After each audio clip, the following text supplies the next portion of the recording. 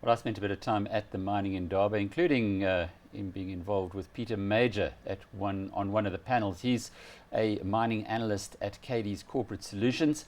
He joins us on the line from Cape Town. Interesting, Pete. You've still got quite a lot of space between where government is coming from and certainly where capital is. But they do seem to be coming a little closer. Certainly that was my view. Did you get the same impression? Yes, I think you're 100% right, Alec.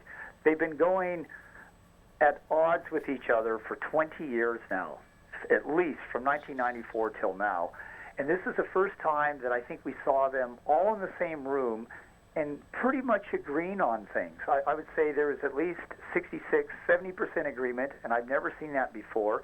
So I like to think we've bottomed now, and from here on, the three opposing sides are going to be working closer and closer together in unison. Because the problem with all of this, and we had Jim Rutherford from the Capital Group giving us the statistics and the analysis that he'd put together. 40% of the global mining industry was in South Africa 25 years ago. Now less than 5 is figures. And it's almost a war zone that appears to have happened between government, labor and business.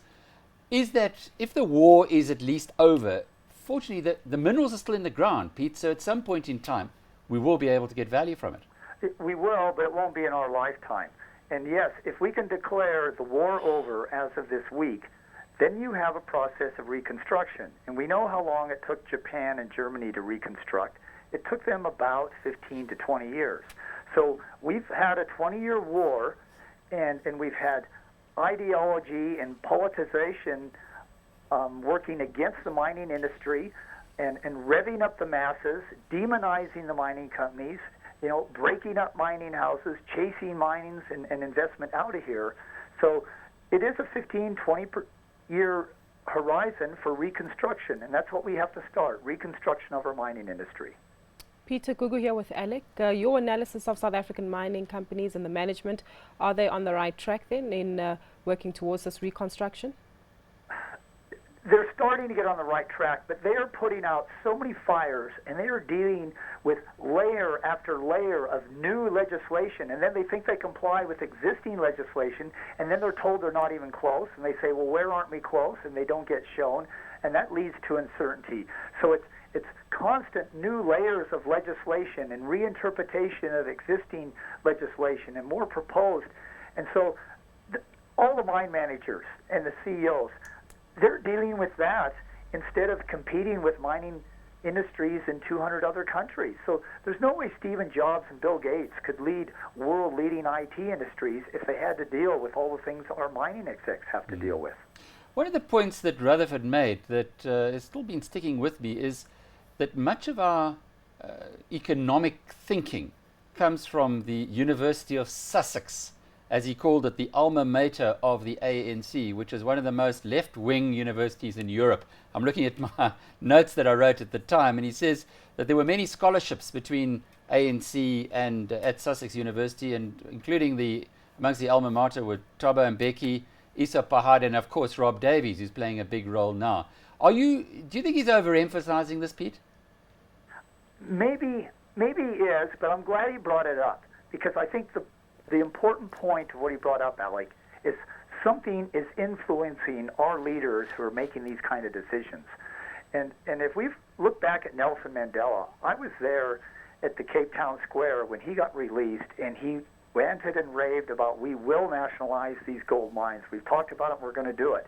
And yet it didn't take him 2 to 3 months to be educated and informed enough to realize, hey, nationalizing isn't going to solve anything, it's going to make it worse. Now you say, if it only took Nelson Mandela 2 to 3 months after being almost in solitary confinement for 20 years to see the light, why is it taking 15 to 20 years for our leaders to see the light and to start?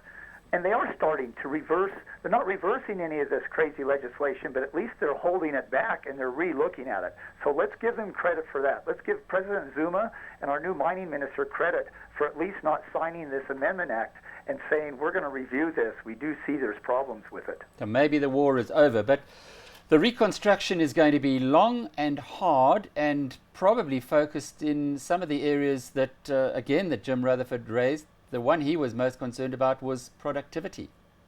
That is the number one issue you have to address, because productivity supersedes ideology, political parties. It even passes whatever kind of economic, financial policy you're doing. If we don't get our productivity back up, and as I pointed out yesterday, our gold mine productivity per man is equal to 1903, and that's with all these new machines and mechanization. So that is how far our productivity has fallen down. And you know, it's the easiest thing to turn around and to make us competitive in a number one mining country again. It's easily done if we want to.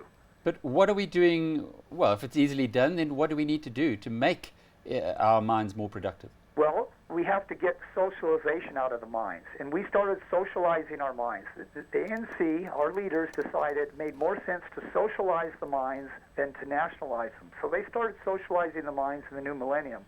So 14 years of socialization means any kind of revenue and profits goes to the masses. It goes to the workers, and it goes to management, and it goes to suppliers.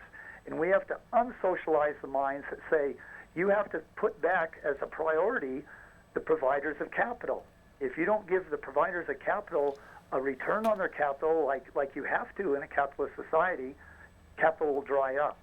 So, and also legislation that is trying to socialize mines that says everybody must get $12,500 entry level, no matter what he does. An underground mine must pay the same as an open pit. A deep mine must pay the same as a shallow. An old mine must pay the same as a rich, as a poor. So we got to unsocialize our mines and differentiate like capitalism works on differentiating. High productivity people get higher pay, low productivity people get lower pay. They need to throw away those books they got from the University of Sussex. Yeah, Peter Major, mining consultant at Cadiz Corporate Solutions.